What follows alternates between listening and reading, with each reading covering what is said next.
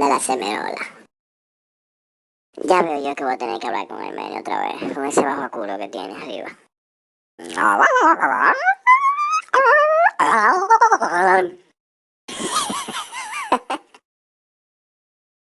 El otro día, cuando bajé el repuesto, el medio tenía un bajo a boca en esa muela de atrás, todo podría. Parece que fue mierda de chivo que se metió entre las muelas de atrás.